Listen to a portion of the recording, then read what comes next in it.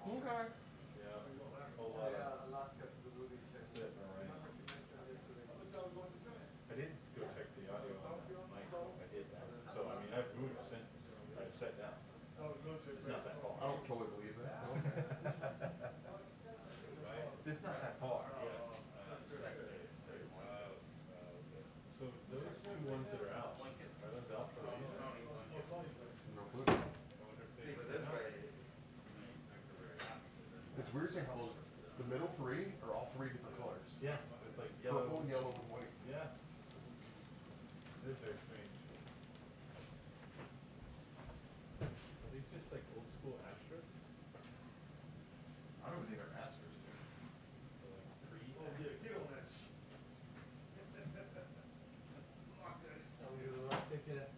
Okay, you're still there. With the blue gels on the right. What are those? Okay. In the middle. Yeah. Was it cooler here one time? I wonder if they changed color over time. That was like those two back there might have changed different colors. Yeah, I don't know. This is the first generation LEDs. Oh, is that what it is? They're just aged for them? Yeah. That means a lot. Yeah. That's good. Yeah, they're probably 10, 12 years old already. You don't move them. No. They last forever. Yeah. So, I am You all going them that plug in that. to listen to channel 1, which Because is this is the like White House they're, Mall that they've directly. got power and they're set up for Are you able to listen to channel 2, which supposedly will have what is coming off our mixer in the rack?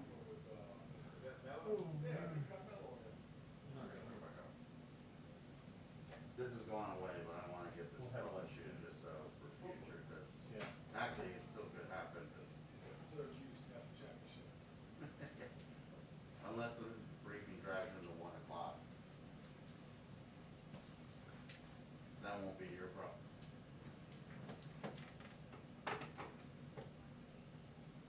Are you able to look? Okay. What do you want? Well, one time, we went 3 times the lowest one. Top score that team was Carmelo Anthony. During that year. Yeah, 120 points. Yeah, like.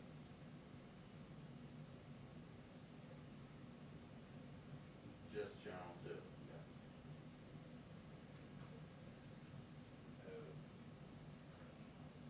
Just channel 2. Testing 1, 2, 3, 1, 2, 3.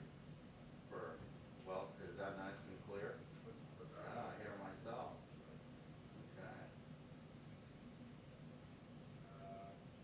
Kill channel 1, yeah, because that'll be White House Mall, and then it's just channel 2 if she was actually doing a shot.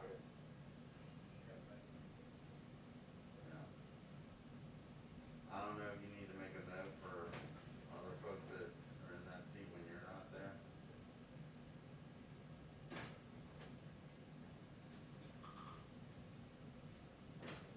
Okay. You're fading away from me, Candace. That's all right. Yeah. Hey, Rossler. How are you? Probably crashed. Channel 1 is White House Mall. Amazing. Amazing. All the content. Yeah. Is whatever is feeding from the MVC rack, which at this point I turned up seat number 1. MVC rack, yeah. So technically I could feed you White House Mall on channel 2 through our rack, but generally, you know, it'll either be Mall on channel 2 or the seat. Cool. Thank you. Bye. I will try not to bug you anymore today. All right.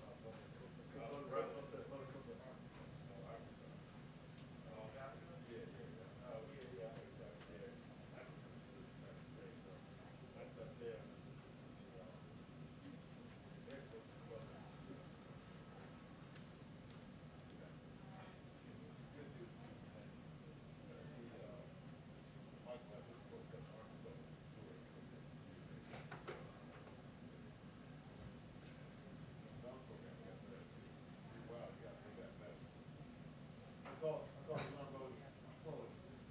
Hi. Good. How you doing? Good. It's a gorgeous day. It is. Yeah. Blonde hair. I didn't know what to call it, so. Come on, Bill. Come on, man.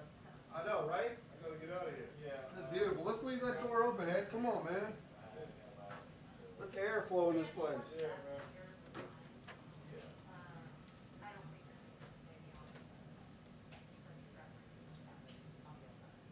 Well, Wayne's gonna do the LiveStream.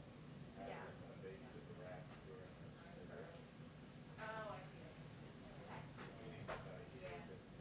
just in case. Alright, you're lower press, right? I'm lower press. So there was a gentleman just walked in here. Yeah. We found his license laying Oh, on the no. floor.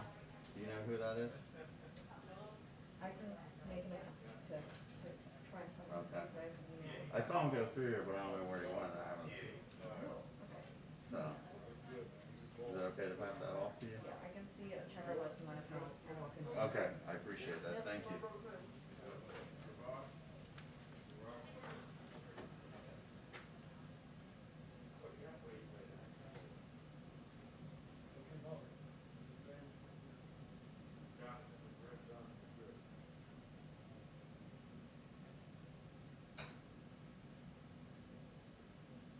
Jonathan, my friend, he was Johnny basketball player.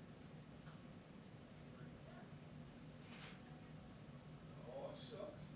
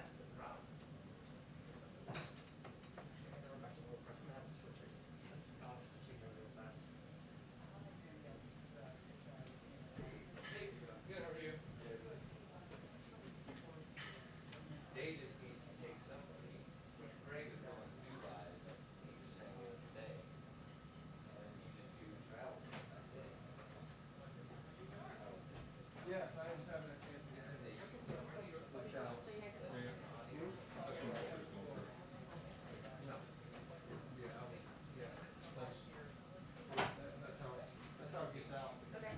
You know? Yep. Hey man, what's up? Hey, that's what he's doing. Hey, so I took over from Dave here. You guys are Everybody's trying to, everybody can go this way. Everybody can go this way.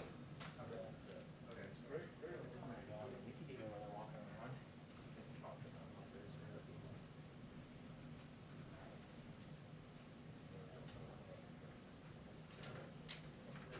Hey, Linda's there. Hey, What's that rotation? I took over from Dave's space. We gotta go to this. What's that? Travel from Did next you get to waffle me. checks at all? Or? Well, Oh, well, rotation. Alright, cool. I'm just gonna wait until we get some updated guys. So. Alright.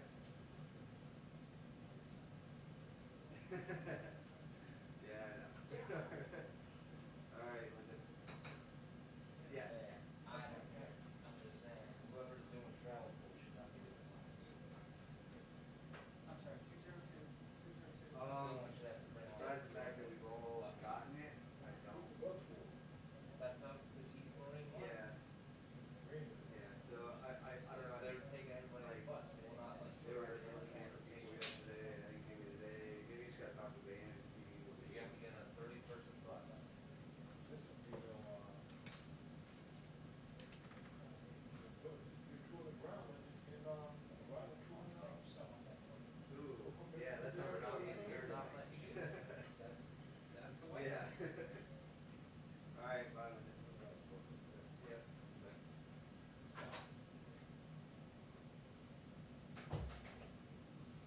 Again, have you had any AC problems in it? The what? All week AC? No. All week? No problem. The problem was the Y cable. Which way cable? We had a Y cable for the rack, the one at the top. Break the Y cable down. Okay. It's an AC Y cable. Yeah, I haven't had any issues. It was only that one day I came in when half the tent was out, so outside of that, I haven't had anything.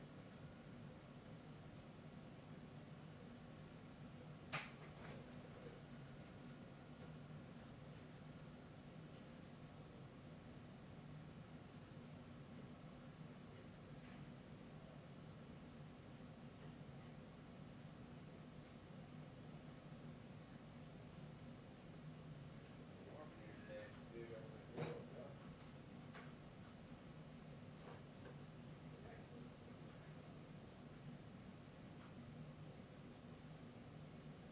You updated guys.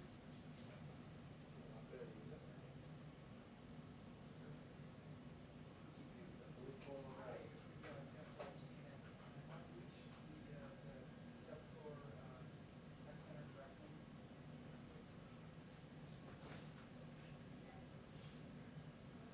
Well, actually, I was hoping to. Maybe now it's 2 o'clock. Alright.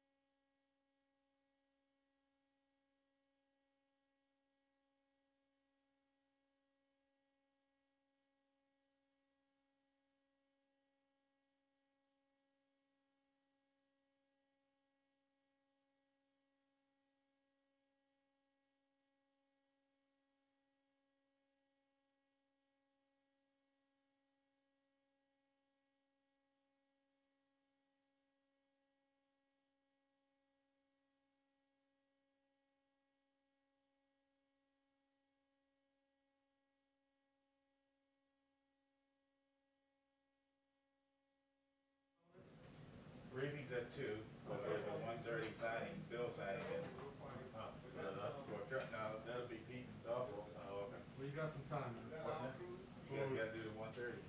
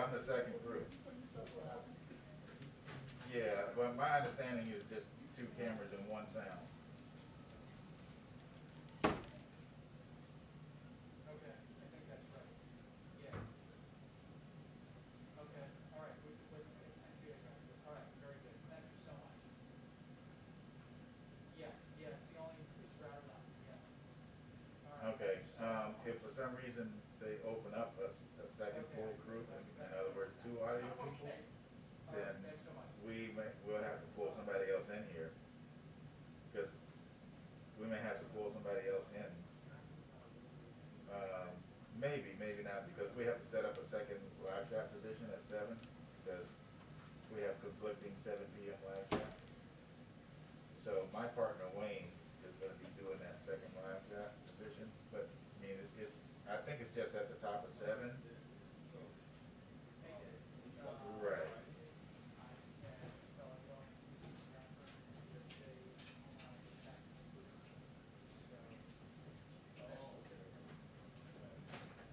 All right. Yeah. Thanks, man. Yeah. All right, man. Bye.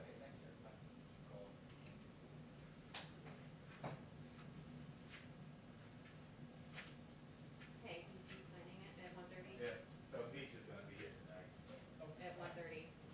Hi, how are you?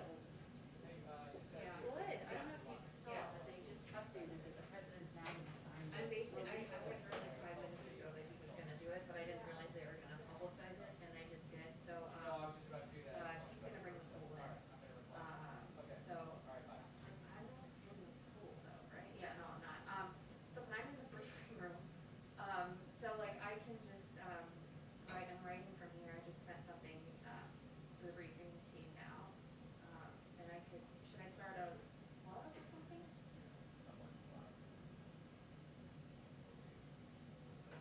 Yeah, yeah.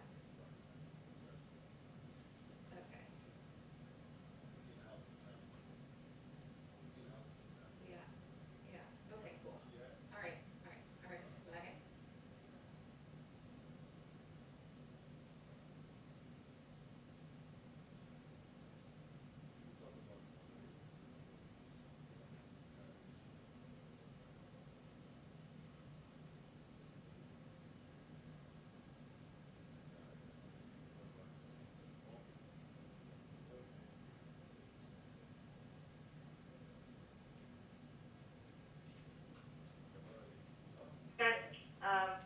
Lunch lid until 1:10. Lunch lid until 1:10. Okay, bye.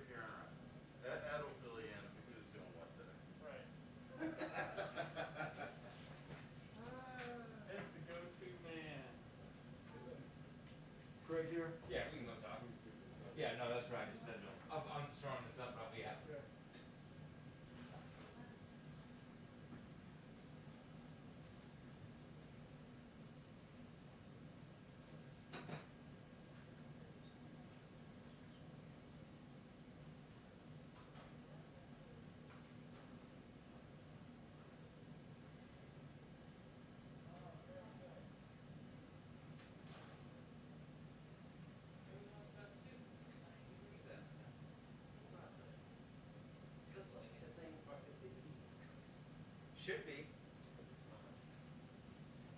Don't be raining on my parade. I need an island.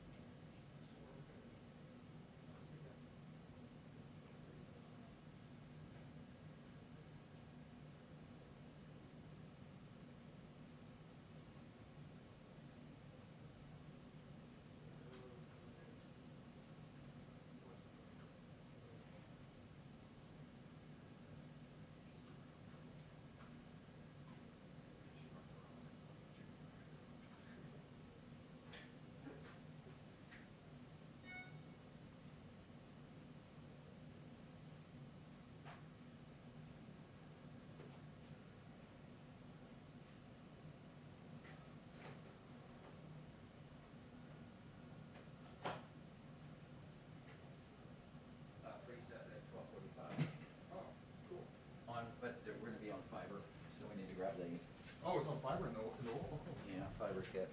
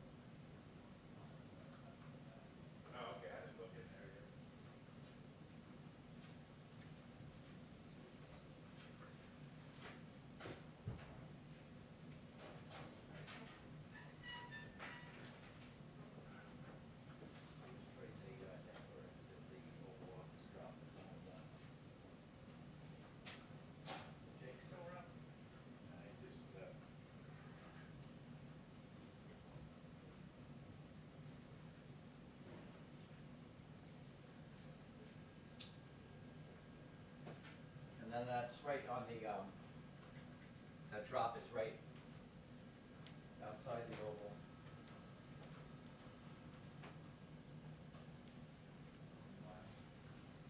Hey, Tony, who do we have it here in case we have to switch it all of a sudden for developers? Well, I mean, I'll be back there anyway, because, Oh, I guess, okay, well, I mean, come in with us with the fiber and then I come back out Oh, here. sorry, and what's set it that? right. Okay. So,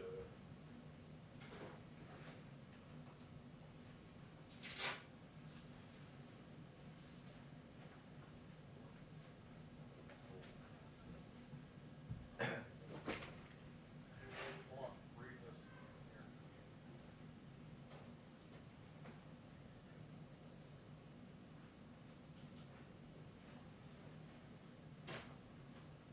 Okay, don't.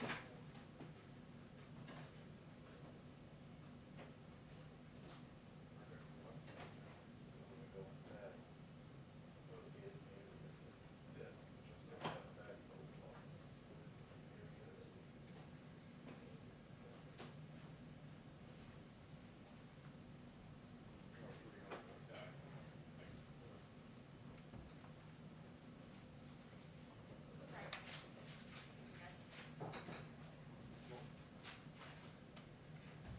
Hello, Bill. Hey, Allie. How are you? Good. What's up? You know, Huh. a bill signing now. I'm real fine. We all good? We all good? If I should plug it in now. Do you want me to grab anything? I think we're good. If you don't mind taking this little bag. Of course not. Okay, yeah, no problem. Oh, I'm you in- can put I'm it in- out? Yeah, so when they go in there, well, I guess I could, we do it. I can look at it. If you guys put a shot up, I can, all right. Okay. I can look All at right, it. cool. Yeah, just give me a holler. I'll see it. What you need from me, Peter? Nothing.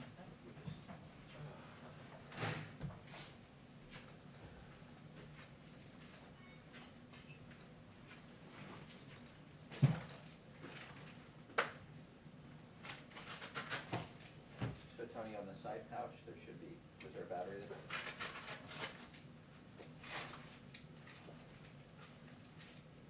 Negative.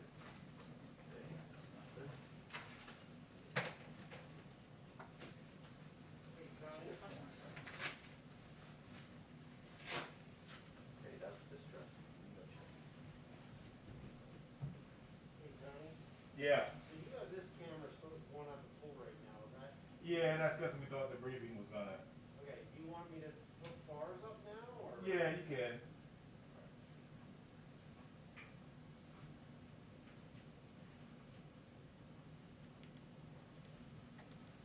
Hi.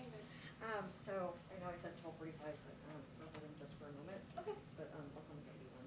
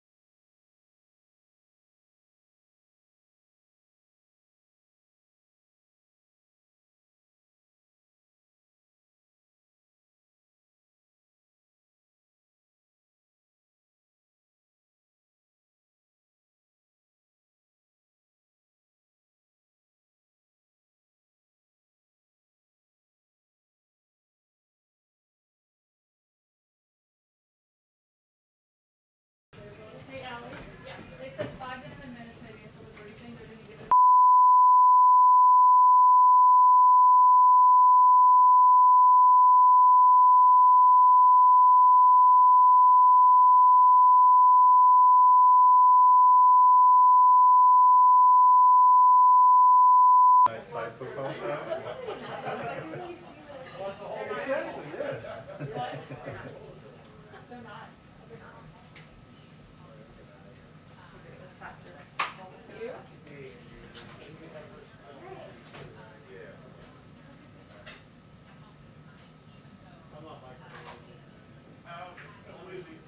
Oh, okay. I don't mind at all. I have Something's gonna fly. Yeah.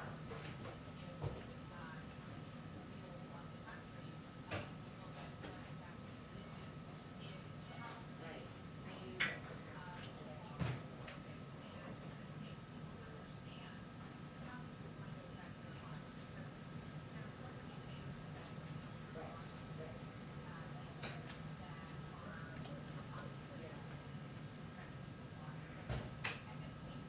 Yeah, yeah, okay.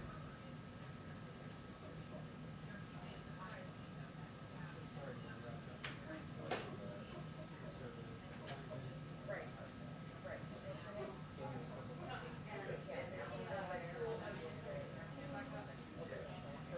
Outside, outside?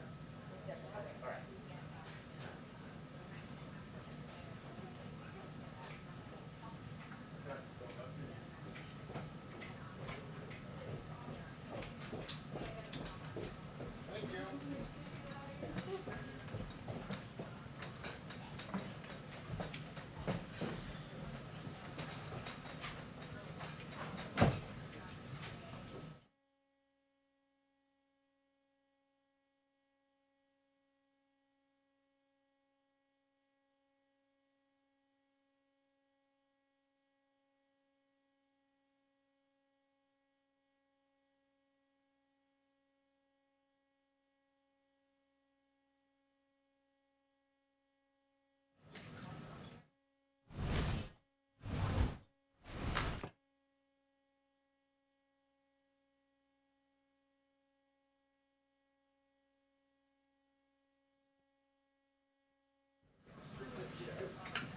Spicy down here. I don't know if one with the house.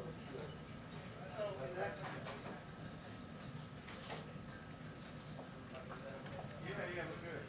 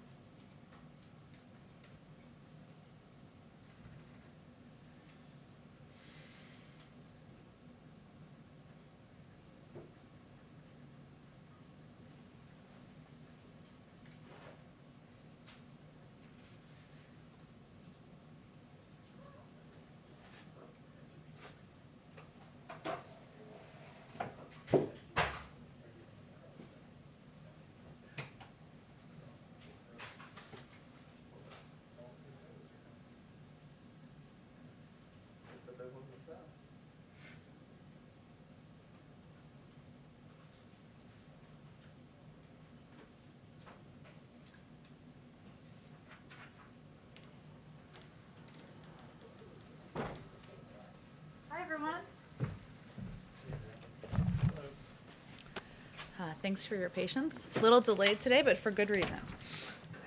So I have a couple of items at the top.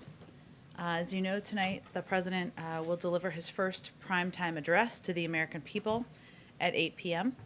Today marks the one-year anniversary of the shutdown due to COVID-19, and the President will speak directly to the American people about the sacrifices made, from the more than 500,000 lives lost to the millions of people who have lost their jobs, and the even millions more who have been impacted by the pandemic.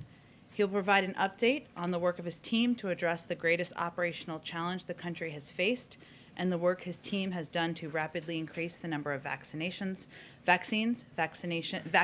and vaccination sites. And he will lay out the next steps he will take to get the pandemic under control. Even while he is focused on getting the American Rescue Plan across the finish line, he has been reviewing drafts of the speech. Last week he was, and of course through the course of this week, and making line edits. He's been providing line edits in order to ensure that he is striking the right tone and providing the right level of clarity as he prepares to address the country this evening. He plans to provide a clear outline of his approach, level with the American people about what is required of them, but also provide a sense of hope of what is possible. I wanted to provide a little bit more on upcoming travel. Of all of our principles, as we prepare to go out and engage with the American people about what is in the rescue plan. As you know, next week the President, the Vice President, the First Lady, and the Second Gentleman will be traveling across the country to kick off the Help Is Here tour and amplify the American Rescue Plan. On Monday, the First Lady will travel to Burlington, New Jersey. The Vice President and Second Gentleman will travel to Las Vegas, Nevada. On Tuesday, the President will travel to Delaware County, Pennsylvania, as you already are aware. The Vice President and Second Gentleman will travel to Denver, Colorado. On Wednesday, the Second Gentleman will travel to Albuquerque, New Mexico. And on Friday, the President and the Vice President will travel to Atlanta, Georgia. During their trips, they will discuss the benefits of the American Rescue Plan for working families, and they will engage with people at each of these stops about how the American people can benefit from the components of the package moving forward. So they will talk about the $1,400 checks that 158.5 million American households can expect, and many who will start receiving them soon. He will talk about the historic expansion of the child tax credit. They will all talk about extending unemployment insurance for around 11 million Americans, the tens of billions of dollars in rental and homeowners assistance that is a part of this package, the expansion of the earned income tax credit, which will go to 17 million workers, and the components of the package that significantly reduce health insurance premiums for millions of American families, and of course the fact that the bill will lift 11 million people out of poverty and cut child poverty in half. They're eager to get out there on the road. And I have one more exciting implementation update for all of you. Since the Treasury Department of Treasury, and the IRS are working hard to get relief payments out the door as fast as possible to the American people, people can expect to start seeing direct deposits hit their bank accounts as early as this weekend. This is, of course, just the first wave. But some people in the country will start seeing those direct deposits in their bank accounts this weekend, and payments to eligible Americans will continue throughout the course of the next several weeks. So with that, Jonathan, why don't you kick us off? Thank you, Jen. Tomorrow, the Chief of Staff tweeted that there'll still be a celebration in terms of this bill signing, and congressional leaders would be attending. Mm-hmm. Can you tell us who will be there, and if any Republicans, none of whom voted for this bill, would be invited? So the celebration tomorrow will be a bicameral, event, but it will not be bipartisan. It will include leadership, and we are still finalizing the list of attendees, but we hope to get that to you as soon as it's finalized. Can you walk us through, as part of the Help Is Here tour, decisions behind the locations for the travel next week, in particular the President's two stops, why Pennsylvania and why Georgia? Well, this is just the beginning of the president and the first ladies and the vice presidents and the second gentleman's travel, and they will of course do some travel in addition to next week. But it was important to the president to visit not just blue states, but also red states, purple states. You will see that reflected as we continue to announce travel and trips that he will take in the coming weeks. Obviously, these are two places where he of course talked about the importance of delivering on the promise of getting every American the $2,000 checks when he campaigned in Georgia in December. So that's a place where that message really resonated, of course, with the people of the state and where it was amplified to the public. But, you know, it's a place also close to his heart. But this is just the beginning of the travel. I wouldn't overread into it other than he is looking to he's looking forward to having the senior members, the principals from the administration out across the country, fanning out across the country, which is exactly what they're doing. And one more on a different topic. The trial of Minneapolis police officer Derek Chauvin has begun in connection to the death of George Floyd. Has the president been briefed on the developments so far? And he condemned the death, certainly when it happened. Does he believe the police officer should be convicted of murder? Well, the president obviously doesn't weigh into. He's not going to weigh into an ongoing judicial or a legal case. He's watching it closely, as are many members of the administration. As you know, he himself encouraged the House to pass the bill and he is very pleased that it did. And policing reform, in broadly speaking, is an issue that he believes is urgent and one that he is committed to working with leaders in Congress and also taking steps as he can take on his own to address. But you know, he has spoken about. He spoke about the trial and, of course, the death of George Floyd in personal terms, and that is a reflection of how he continues to feel as he watches the events unfold with the trial. It affected him personally. It redoubled his commitment to advancing racial justice. That's why he signed an executive order on racial equity on his 6th day. One of the reasons why he signed an executive order on racial equity on his 6th day in office. And, of course, he will be watching it closely, as many people in the country will be. Go ahead, Jeff. Jen, just a follow-up on some of the vaccine news from yesterday. The president said that one reason he wanted to have another 100 million doses of the Johnson & Johnson vaccine in the cupboards, as it were, is to be prepared.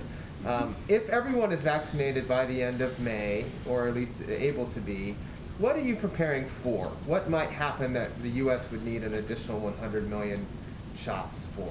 Well, we talked about this a little bit yesterday, but the reason why one of the reasons why we ordered the additional 100 million doses is because we don't yet know what vaccine is most effective with children. That testing is still happening with the FDA as we speak. As you noted, he wants to be over-prepared and oversupplied. We're still looking at the impact of variants.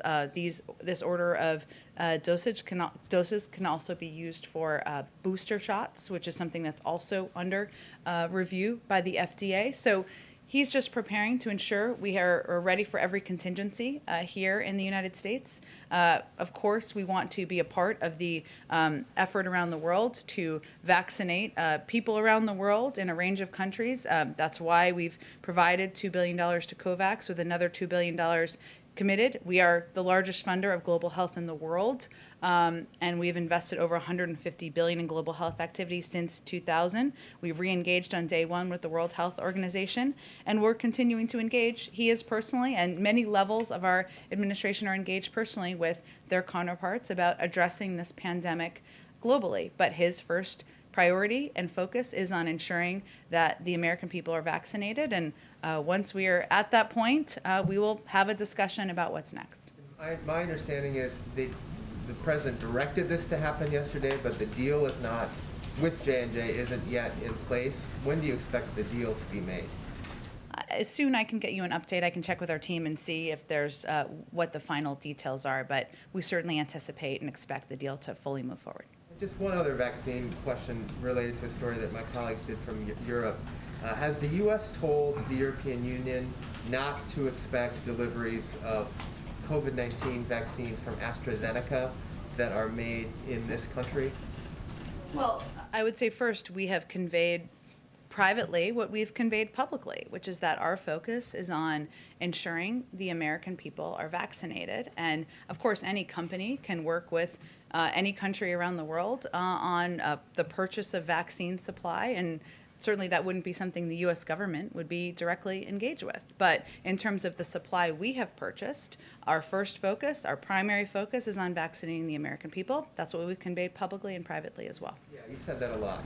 But have there been any specific indications or conversations with the EU saying, don't expect this to come from our country, at least until the rest of this population is vaccinated? We have said that we have said publicly exactly what I've conveyed, which is what I'm conveying is we convey the same thing privately. Of course, any country can purchase vaccines from these manufacturers directly. Go ahead. Thank you. Mexico's president, Andres Manuel Lopez Obrador, says that people coming into the U.S. right now see President Biden, as the migrant president. Does the White House take that as a compliment? The migrant, give me a little more context. Well, he said they see him as the migrant president, and so many feel they're going to reach the United States. We need to work together to regulate the flow because this business can't be tackled from one day to the next. Well, first, Mexico is an important partner in ensuring we're addressing the flow of migrants from Central America through Mexico, and many to the border of the United States. We have conveyed privately and publicly as well that the majority of people who come to our border will be turned away. We certainly also recognize that because the president and our administration has made a decision that the way to humanely approach immigration is to allow for, for unaccompanied minors to come and be treated with humanity and be in safe place while we're trying to get them into homes and sponsored homes, that some more may have come to our border, and there have been, of course, a large flow of children across the border. We recognize that, but we made a policy decision because we felt it was the humane approach. But the facts are, the vast majority of people who come to our border are turned away, and the statistics bear that out. Okay, and then in terms of keeping COVID out of the country, does the White House think that it's a problem that travelers have to show a negative COVID test, proof of a negative COVID test when they fly into the U.S. from any foreign country, but travelers don't need to show anything like that when they just walk across the border as long as they don't go to a port of entry? Well, I think there's been a lot of confusion about what's been happening at the border as it relates to people who are coming across and what happens when they come across. And I know Governor Abbott down in Texas has expressed some of his concerns, and many of those have not been based in fact. So let me go through a few of those because I know we're all interested in facts around here. One, Governor Abbott has referred to what's happening at the border as open borders, as us having an open borders policy. That is absolutely incorrect. The border is not open. The vast majority of individuals apprehended or encountered at the border continue to be denied entry and are returned under Title 42, as we've already mentioned. Also, he has suggested that we are not vaccinating CBP officers. Again, we like to deal with facts around here. There's no higher priority than the health and safety of our federal workforce, and the Department of Homeland Security and CBP has been clear that currently more than 64,000 frontline DHS employees, including members of U.S. Border Patrol, have received a vaccination.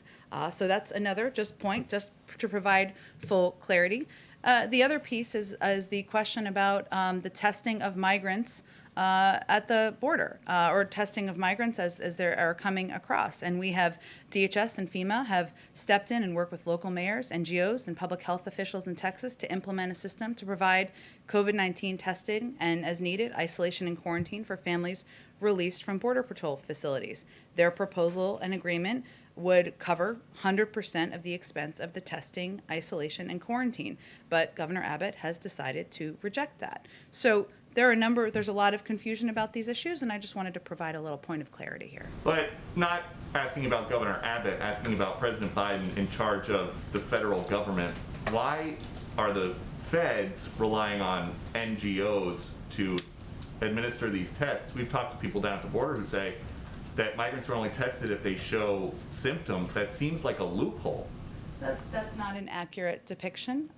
There's an important role that NGOs, that local mayors, that local officials play in working together. And this is a proposal that was worked with DHS, with FEMA and others to help address and ensure that people are tested. And Governor Abbott, I raised that simply because he had raised a concern about that. And I wanted to be clear that we've put forward a proposal. So I think the question is, why is he standing in the way of local communities getting the funding and support they need to help with testing, isolation, and quarantining efforts? But again, just a question about Biden administration policy. COVID is COVID. COVID at the Dulles Airport Customs is the same as COVID in a border town. So I'm curious why it is that it's enforced for people flying in from other countries, but it is not a requirement by the federal government to test or to prove a negative test anywhere along the border except at a port of entry. Well, again, I can just describe to you what our policies are. If there's more to convey to you, I am happy to do that. And then just one quick one on green jobs. You guys have talked a lot about tackling the climate crisis while creating good-paying jobs. Now the president of the Texas AFL-CIO has come out to say someone working in a refinery leaving to go install solar panels, they're probably going to take a 75% cut in pay. Is that something the administration is aware of? I'm not sure which jobs are being compared there. Here's what I can convey to you. The president is committed during his presidency to invest in, work with labor unions, with climate activists, with with the industry to invest in good paying, clean energy jobs. And he believes that unions have an incredibly important role to play in ensuring that those are high-paying jobs, that those treat the people who are in them with the respect and value that they deserve through collective bargaining rights and a range of the benefits of union organizing, being a part of a union. Obviously, that requires additional work and investment by the federal government working with Congress to invest in what we see as industries of the future. Oil and gas jobs are not going away. There are many industries that are, of course, continuing to function. The outgoing administration flooded the oil markets with cheap federal leases. This will not affect oil and gas production or jobs for years to come. But what our objective is to invest in what we see as the industries of the future, where we feel is where the jobs are going to be moving forward. And the president looks forward to continuing delivering on his commitment to doing exactly that. High paying, good paying, but equal paying? High paying, good paying jobs. I think we're comparing a little bit of, I'm not sure what specific jobs you're comparing. What I'm conveying is the commitment to ensuring that jobs in the clean energy industry will be high paying union jobs. That's what the president's objective and commitment is to. Go ahead, Caitlin. The White House has said that President Biden wants to look ahead to a return to normal in his speech tonight, but how does he do that while also striking the balance that 1,500 Americans on average are still dying from coronavirus every single day? You're absolutely right, Caitlin, that his objective is to strike exactly that balance. And this is one of the reasons that he has been line editing the speech for the last week plus to ensure that he is conveying, that he is leveling with the American people, that he is delivering on his commitment to being truthful about the challenges that we continue to face, what is going to be required of the American public to get to a return to normalcy, as you conveyed. But he also wants to provide a sense of hope and what's possible if we abide by the guidelines, if when you have access to a vaccine, you get the vaccine, what people can look forward to. And so that is exactly the balance that he is hoping to strike tonight. So should we expect like concrete steps and policy changes in this speech tonight? I think you can expect, this is his first opportunity, prime time, of course, to really speak directly to the public. We all have a conversation about a lot of these issues every single day. Most millions of Americans out there are living their lives, some of them, dealing with their kids in school, getting their jobs done, et cetera. And this will be an opportunity for many people to really tune in and hear from him on his plan, on what his team has done to date, what steps they've taken, an update since he took office, but also concrete steps he wants to take moving forward. There will be some news in the speech, but it is really about laying out clearly for the American public what steps he's taken, what his team will do, and what is expected of them as well. And since he's just signed this bill, has he decided who is going to oversee the implementation of it? And then on the ceremony tomorrow, you have some Republican senators who did not vote for this bill now touting parts of it. What is President Biden's response to those Republicans like Senator Wicker? Well, we invite them to work with us on the agenda moving forward, because clearly the bill that the president just signed into law is something that the American people are excited about, that people will benefit from as soon as this weekend, as we conveyed. And we are hopeful that as the president talks about his Build Back Better agenda, has more meetings with members of Congress, we'll have more people on board from both sides of the aisle.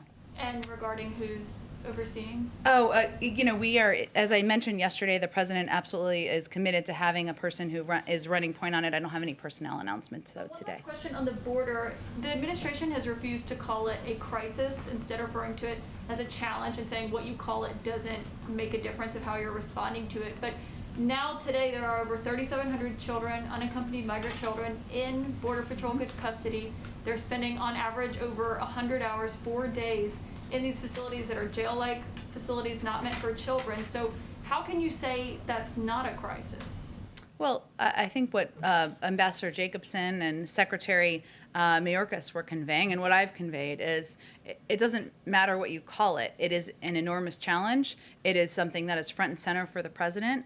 I noted yesterday, he had what is a regular meeting, but he had a briefing yesterday on the trip to the border. And there are a number of, while there are no final policy decisions, there are a variety of actions under consideration, including identifying and assessing other licensed facilities that can help add safe capacity for these children, relaunching, as we talked about over the last couple of days, the Central American Minors Program, accelerating the unification of children with vetted families, family and sponsors, steps like embedding HHS and ORR in the earlier parts of the process. So, the president is very focused and very in the weeds on the operational details here, and on taking and pushing his team to take every step that can be taken to address exactly what you noted, Caitlin, which is the fact that children should not, these Border Patrol facilities are not made for children, that we are focused on expediting the time they spend there, that these HHS shelters are not meant for permanent living, for anyone permanently living there, that we want to expedite the timeline between when kids cross the border and when they are getting to sponsor homes. So our focus here is on getting to the root of the issues and taking actions, and we don't feel the need to play games with what it's called. But aren't those the steps that you would take if it was a crisis that you had on your hands? These are the policies we're taking to address what we feel is a vital human challenge at the border. But what our responsibility here is to do is to project and convey what policies we're taking, what the president's commitment is. That's exactly what we're doing, and we don't see the need to put new labels. Go ahead. Jen, thank you. No Republicans voted for the COVID relief package, and they argue that this is the sixth package and it adds to a deficit that's already $1 trillion this year alone. What do you say to that criticism, that ultimately this type of a sweeping piece of legislation will be a drag on the economy down the line? Well, I would say to them, we're in the midst of twin crises, from the pandemic to an economic downturn that is impacting tens of millions of people in this country. People are struggling to make ends meet. They are worried about whether their grandparents, their cousins, their friends are able to get a vaccine. And they are suffering because they're worried about the mental health of their kids who aren't back in school yet. And the president's focus is on addressing those crises. And I would send a question back to many of these Republicans as to why the deficit spending wasn't as concerning when they were giving tax cuts to the highest income, but now it's concerning when we're giving direct checks and relief to the American people. When you look forward at the rest of the agenda that President Biden has laid out, how do you get even moderate Democrats on board with another big piece of legislation, for example, his climate plan that has a price tag of $2 trillion? There's no price tag on a plan that doesn't exist yet, so there. He laid out during his campaign. Well, sure, but he also laid out many components of his Build Back Better agenda during his campaign, and we haven't made a final decision yet as to what the format, the size, what the next proposal will be. It's not even something that has been brought to him for a decision quite yet. Obviously, he's had a lot of discussions and meetings to hear from Republicans and Democrats, but we're just not at that point in the process yet. And I know you're not going to weigh in on the specifics of what he's going to tackle next. But given that this was not a bipartisan piece of legislation, and given that the president said that unity was one of the key things he wanted to try to accomplish, is he going to try to move forward on a piece of legislation where he thinks he can get bipartisan support? In other words, how is that going to factor into his decision-making process? Well, the president would, of course, love to have bipartisan support, and there are areas of policymaking that he has talked about quite a bit, as you noted some of them on the campaign trail, including infrastructure. Modernizing our immigration system has actually historically been a bipartisan policy-making issue. He had a meeting on cancer and addressing cancer and tackling cancer, of course.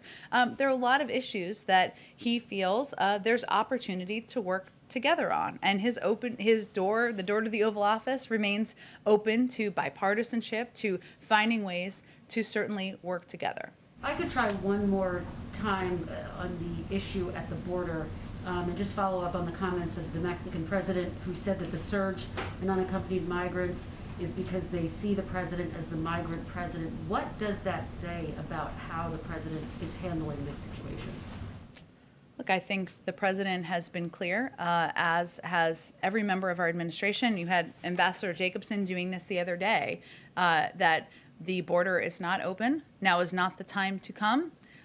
We turn away the vast majority of people who come to the border, the vast, vast majority. These numbers are put out by CBP and the Department of Homeland Security, and people can see those numbers. We stand by our decision and our policy as an administration not to send unaccompanied minors back on the treacherous journey. So, you know, that is our policy because we feel it's humane and it's moral, and we think the world sees it that way as well. Does the message need to be even clearer, though? Yesterday, Ambassador Jacobson acknowledged that, yes, she said in her own words, you're trying to walk and chew gum at the same time. Yeah. Does there need to be a more streamlined message in order to prevent this surge? Well, she also talked about, Kristen, which is true, in the region we're working against the efforts of smugglers and others who are conveying a different message. One of the steps we're taking that I touched on a little bit earlier is also thinking of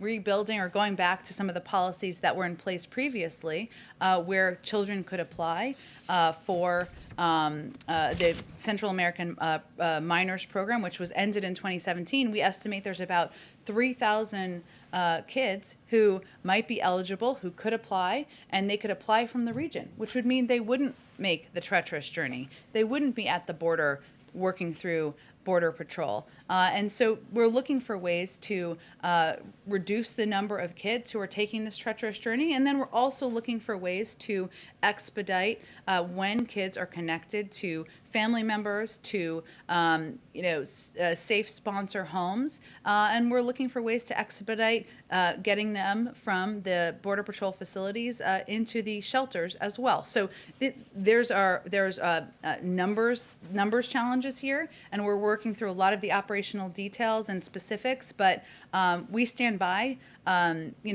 what we feel is a more humane approach to what is happening at the border, and we are looking for ways operationally to make it more efficient, to move kids through the system more quickly, and ultimately when they get to the point where we're there with sponsor homes, many of them will not be able to stay. Most of them. They have to apply and they have to go through the process. But we still are working for ways to expedite the system in the meantime.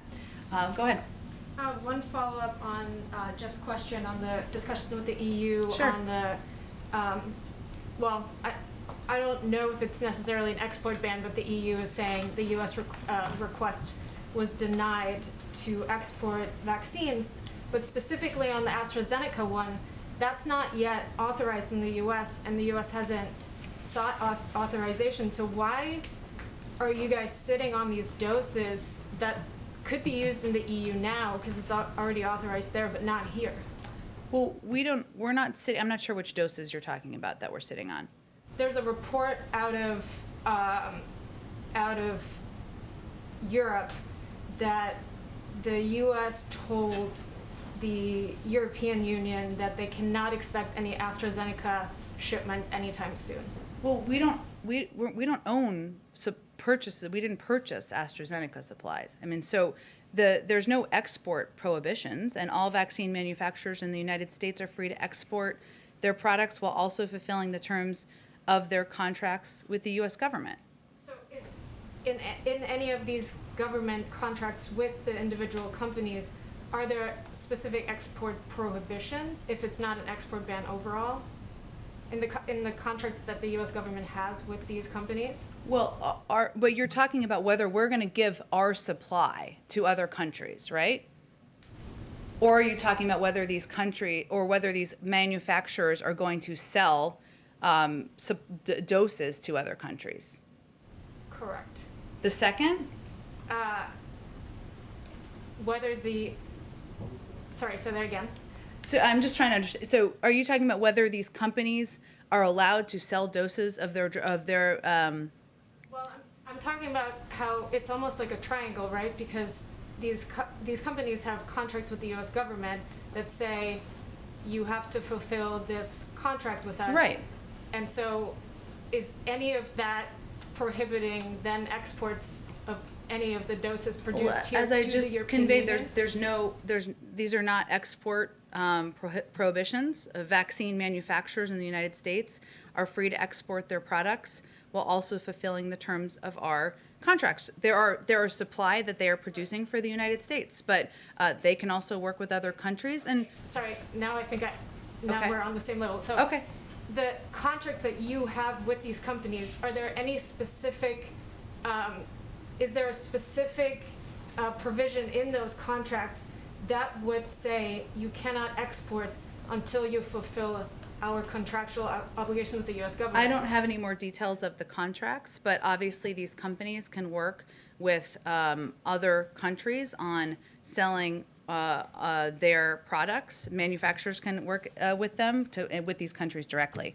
We have conveyed privately what we've conveyed publicly, which is our focus is on ensuring the American people are receiving the vaccine and that we are vaccinating the American public. That's our first priority, but we are also engaging with and working with the global community to figure out how we can get the global pandemic under control together, whether that's through financial contributions or through navigating with them how we can work together to address it. But we'll continue to evaluate as more vaccines become available in the United States. AstraZeneca isn't even approved at this point.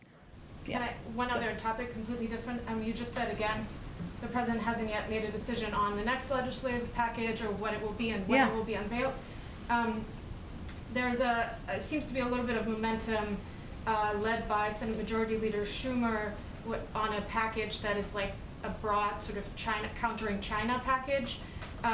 Is the White House coordinating with the Senate Democrats on this? Are you in touch with them? And is the president sort of actively going to engage with this effort? With the proposal by Senator Schumer?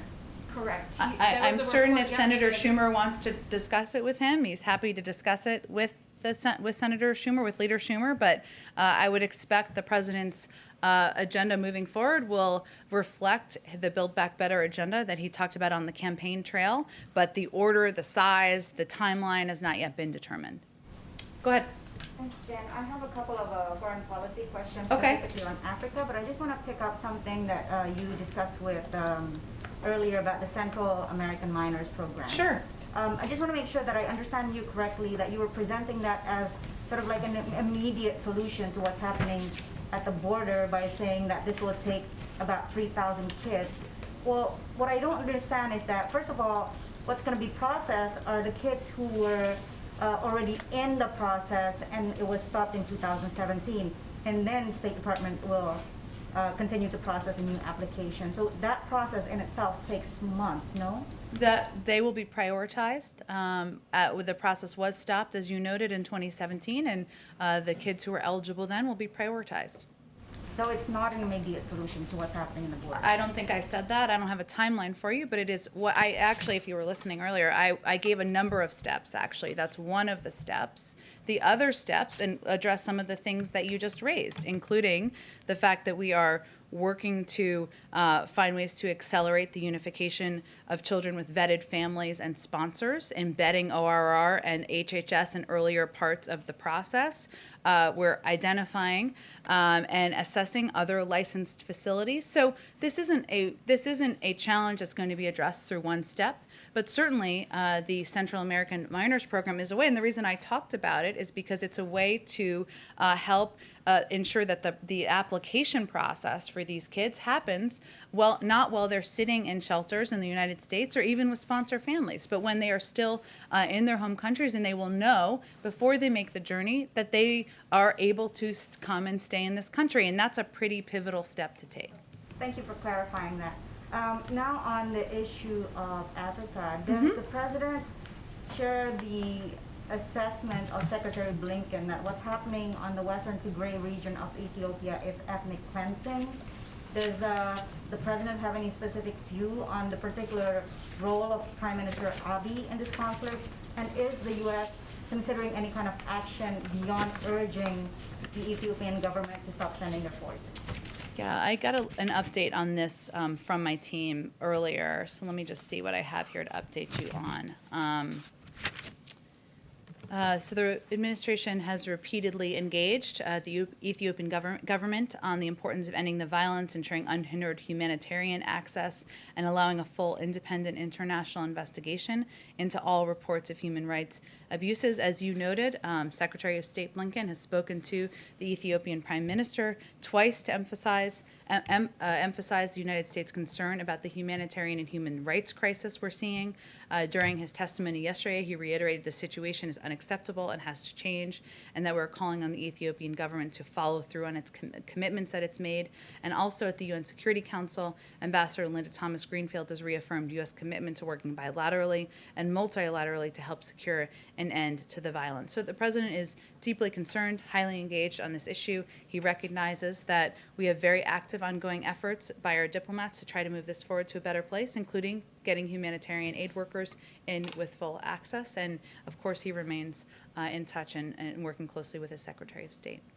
Another topic still on the continent, on the issue, still on Ethiopia actually, the Trump administration was very much engaged in mediating the conflict between Ethiopia, Egypt, and Sudan on the issue of the Nile Dam. Is the Biden administration willing to continue mediation process as has been requested by by Sudan and Egypt? I would send you to the State Department. They'd be more directly involved at this stage. One more Africa question. Okay. Western Sahara. Also, President Trump, as you know, recognized sovereignty, Morocco's sovereignty of the Western Sahara region.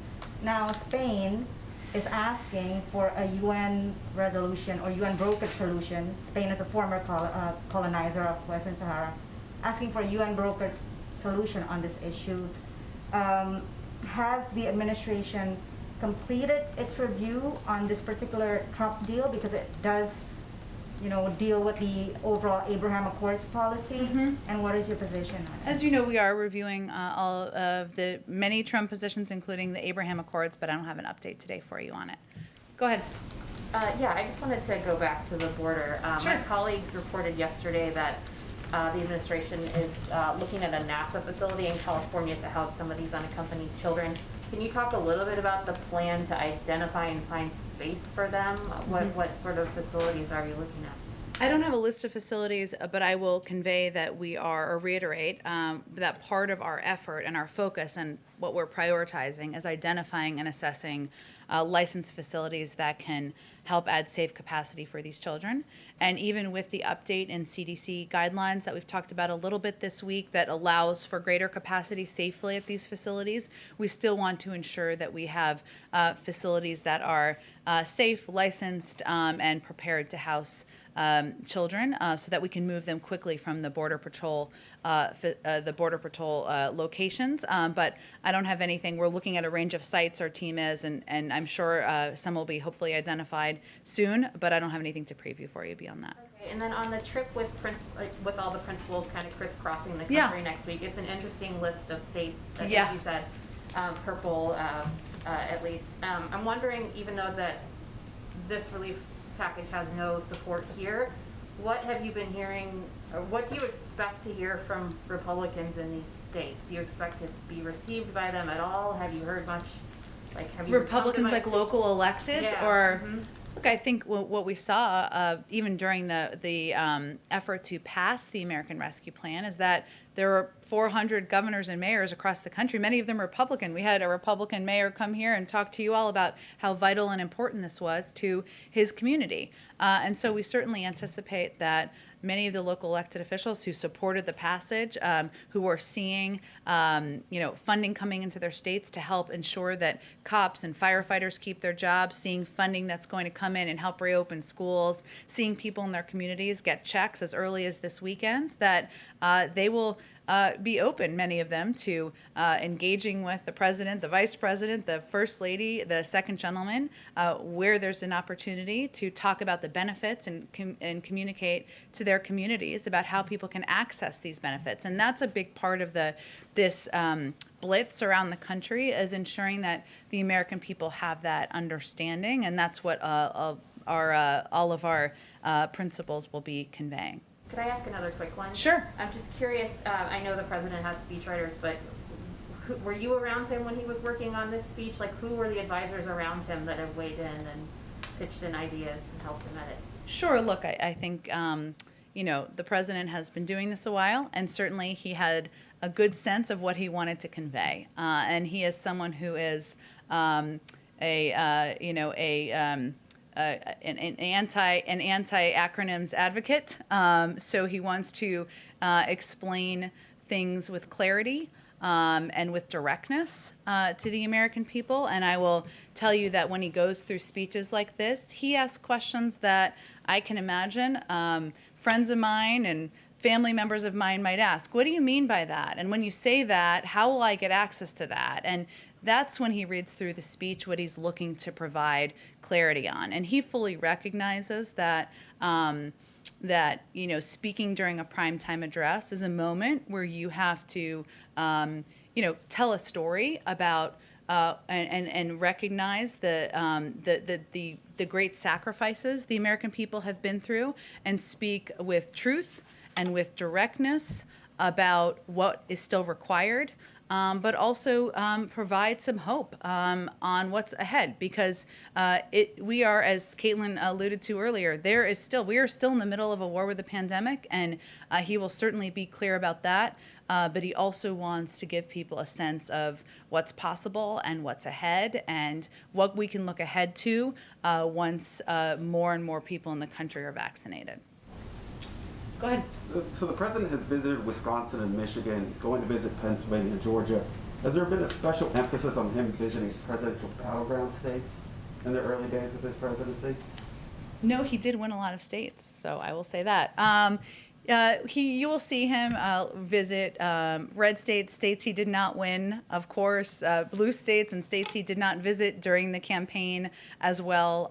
So that is certainly part of his desire and interest and commitment, and something we've also talked about quite a bit, because he is committed to governing for all of the American people, not just people in blue states or swing states or purple states or whatever color you want to call them. And that is something he has a great interest in doing. And even when he also visited Texas, which is certainly not yet a blue state, but when he was there, he traveled around the state with Governor Abbott, because his view is that when we're addressing crises, whether it's a weather crisis or COVID or the economic downturn, that he's going to govern for all Americans and work with people of both parties. If I can ask just an unrelated question. So the relief bill includes subsidies for the healthcare exchanges and COBRA coverage. The president during the campaign talked about also implementing a universal public option, lowering the Medicare age to 60.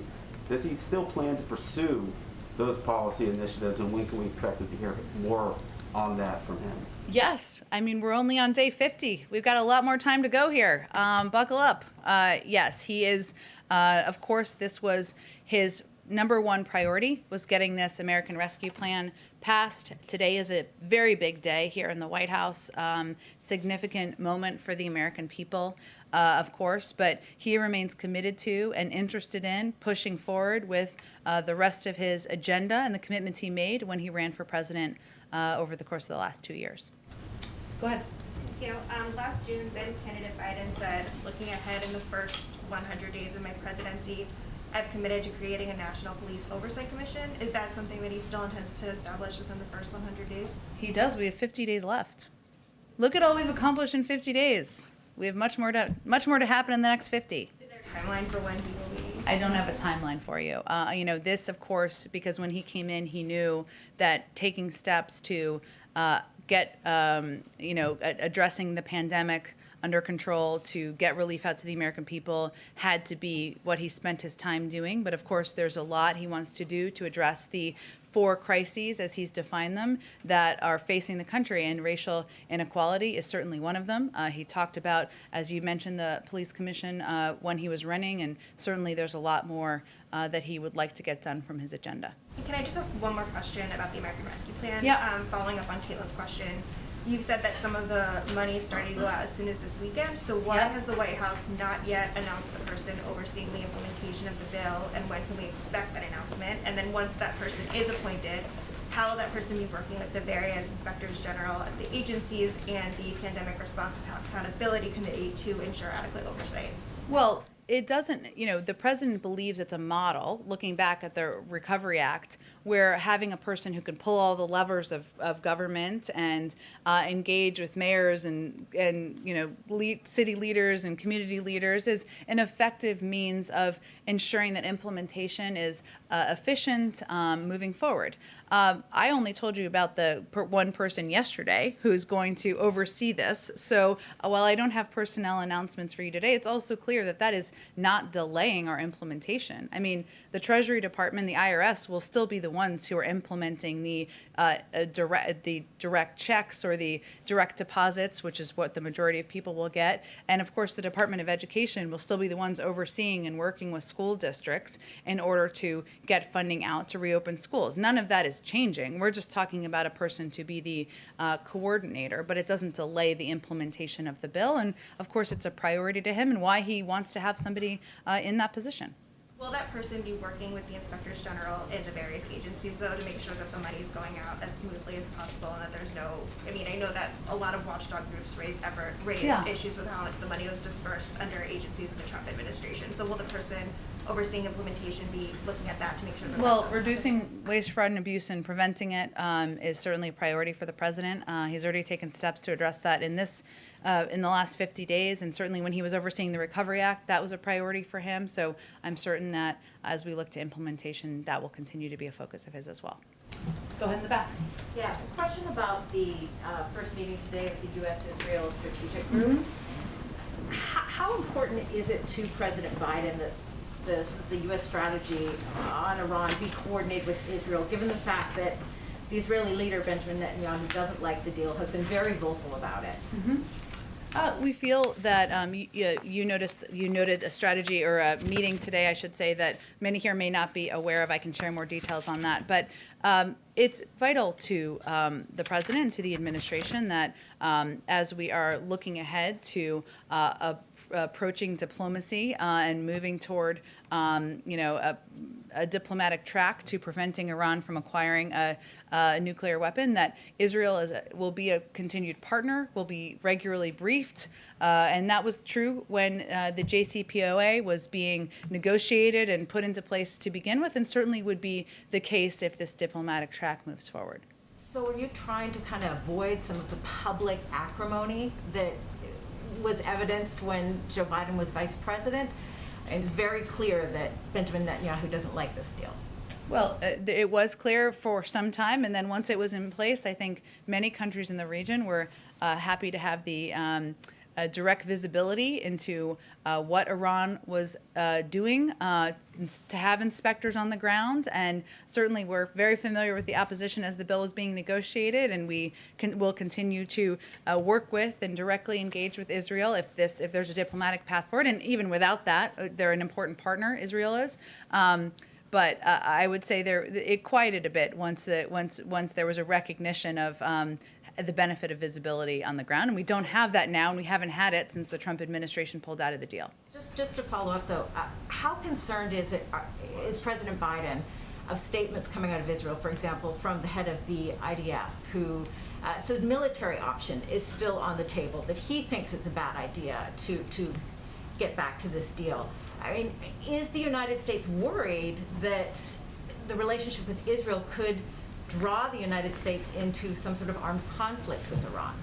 Well, we've been clear that we feel the best path forward is a diplomatic path, and that's why we are working with our European partners to see what is possible along that front.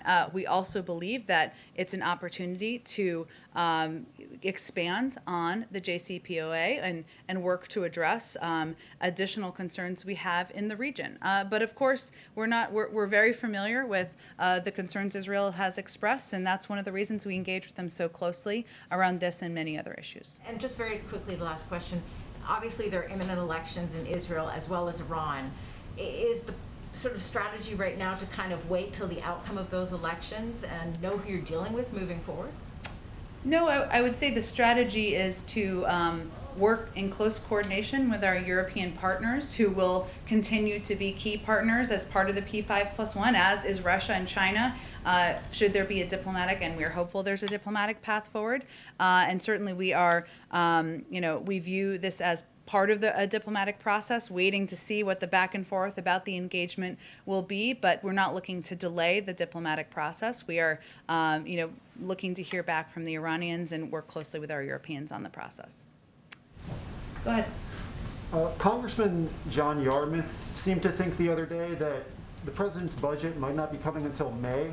When does the president plan to release his 2022 budget blueprint? And when he does, will he submit a plan that balances in a 10-year window? I don't have any predictions for you on the timeline of the budget. As we talked about a bit during the transition, because of some of the intransigence of political appointees during the transition period, we already anticipated it would be delayed back in December and January. Obviously, the fact that we don't have a confirmed OMB director in place doesn't help expedite that timeline. So we knew it would be delayed, but I don't have a specific timeline for you or a frame of what it will look like. And on, does the president support congressional Democrats' push to restore earmarking? Is that a way to sort of foster bipartisanship after this $1.9 trillion package that didn't get any Republican support? Well, we don't have a package yet that we're talking about, that we are working through with Congress. Obviously, the president's spent 36 years in the Senate, and he is quite familiar with the role of earmarks, but when we have a package to announce and we're talking about the legislative strategy, we can probably talk about it more. Is that, I mean, because Democrats are making the case that this will, it's a way to get Republicans to support spending bills, things along those lines. Is that the White House's view? Is earmarking a potential path to sort of break some of this gridlock? We just don't have a legislative package we're even talking about here. So when we do, we can have a discussion about what the legislative strategy is. But we're not at that point. We just signed into law, the president just signed into law today, a $1.9 trillion package that he is looking forward to implementing. That's our focus, and in the coming weeks I'll have more to say what's next, and then we can have a discussion about how we're going to get that package through. And on the $1,400, sorry, one more. Go ahead, you're fine, go ahead. On the $1,400 checks, consumer advocates are raising concerns that private debt collectors might be able to intercept part of it, because apparently language protected that in the last round of $600 checks. But because of the budget reconciliation process, senators had to cut that out. Would the president support standalone legislation? I think Senator Wyden says he's going to be working on that.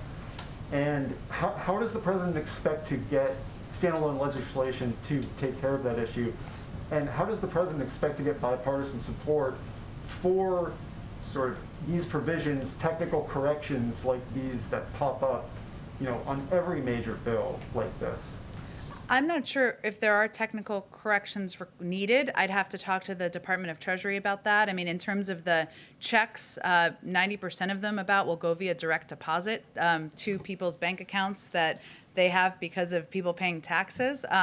If there are other additional components that require that, I'm happy to have that discussion with them and see if they think there's technical changes needed and if those technical changes require Congress, which I'm not sure they would or wouldn't at this point. Go ahead in the back. Thank you. I have a couple of questions. Last week, President Biden, in his virtual interaction with NASA scientist Dr. Mohan, said that people of Indian descent are taking over the country. Can you clarify that? What did he meant by that? Because there have been some criticism by his opponents on his remarks.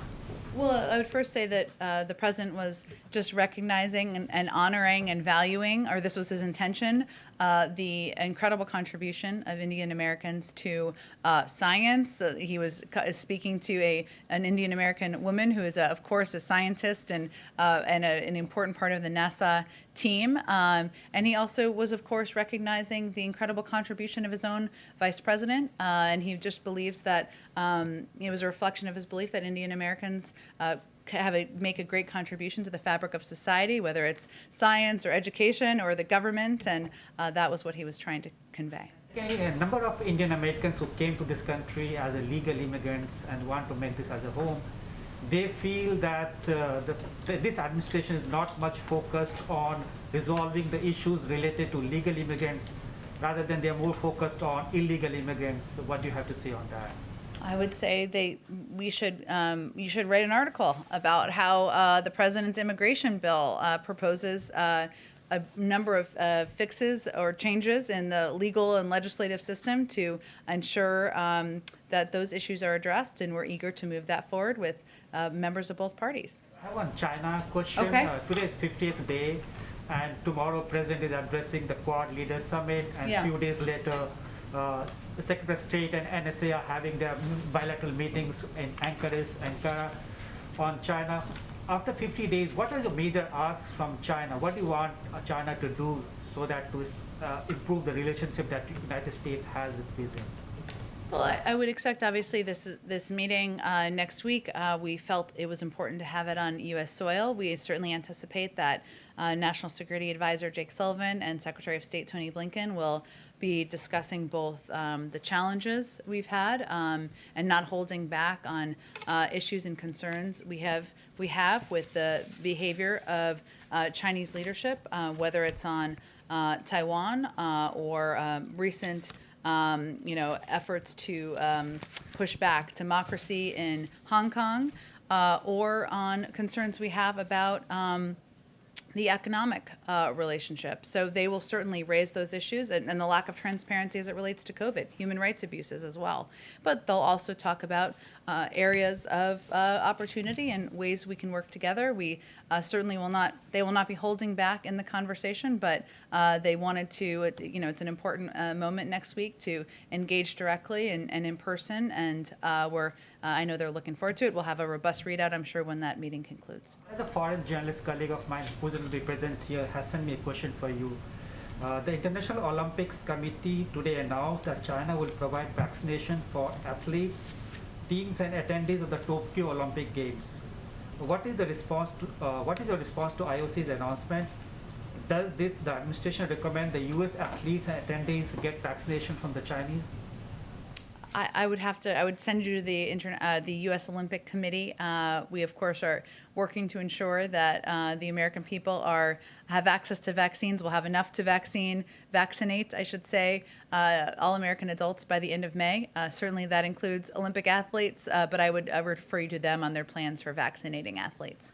Go ahead. Thanks, Jen. A couple on topics we haven't touched on yet. But Politico ran a poll yesterday, I'm not sure if you saw it, finding that 53% of Americans think that there should be a ban on transgender athletes competing in women's sports. Included in that were 40% of Democratic respondents who agreed that there should be a ban, and 49% of independents. Obviously, the president is committed to advancing LGBTQ rights, but looking at this through his call for unity lens, do you think these opinions are coming more from a place of trying to protect women's rights or equality in athletics, or are these just flat-out bigoted opinions that the president shouldn't acknowledge at this point in time? The opinions in the poll? Well, People who voice support for banning transgender athletes. I from did being not in conduct the sports. poll, nor was I Okay. part of the polling committee that had conversations with people. What I can convey to you is that the president believes, regardless of this poll in Politico, did you say Politico, I guess? Politico and Morning Consult. I didn't see the poll or the article, but I didn't read Playbook. But the president believes that transgender rights are human rights, that kids should not be discriminated against and should be able to play sports, and that continues to be his belief, and that hasn't changed. But I'm not going to guess or attribute motive to the people who responded to that poll or any poll, actually. And then on the House's passage of these gun violence legislation bills today, has the White House been actively courting Republican senators to vote yay for this? Obviously, from a numbers standpoint, it's going to be a lot harder to pass there than in the House. And if not, does the president believe it can pass the Senate, or those two bills can pass the Senate in their current iterations? Well, first, the president is someone who is personally committed to addressing gun violence and working to put in place gun safety measures. He's called on Congress to act. He supports Congress acting. He's looking forward to working with them to advance priorities, including repealing gun manufacturers' liability shield. Of course, these pieces of legislation were regarding background checks, and he certainly supports actions by the House to pass those bills. And I expect he will look for opportunities to be engaged and advocate for why these are not political issues. These are common sense efforts to keep our children safe, keep our country safe, and ensure that we are reducing gun violence in the country. And then just one follow-up on the Quad Summit tomorrow. Does the president plan on speaking with our allies about ways we can force China to stop the genocide it's committing against the Uyghur Muslims in Xinjiang in that summit tomorrow? Well, I know that addressing the genocide against Uyghurs, Muslims, is something that will be a topic of discussion with the Chinese directly next week. But certainly this conversation tomorrow, and we're hoping, I've invited National Security Advisor Jake Sullivan to come and give you a readout of that meeting. I know there's a lot of interest in the Quad Summit tomorrow, but we expect the conversation to be about a range of global issues. It is not focused on China. Of course, China is a topic on the minds of many leaders and countries, but we expect they will talk about the climate crisis, about economic cooperation, about addressing COVID, a range of issues and discussions. And certainly the position of the United States is that what is happening is genocide, and we we'll look for opportunities to work with other partners on putting additional pressure on the Chinese, but we will also raise it directly, and it will be a topic of discussion next week. Thanks, everyone. Thank you. Thank you, Jen.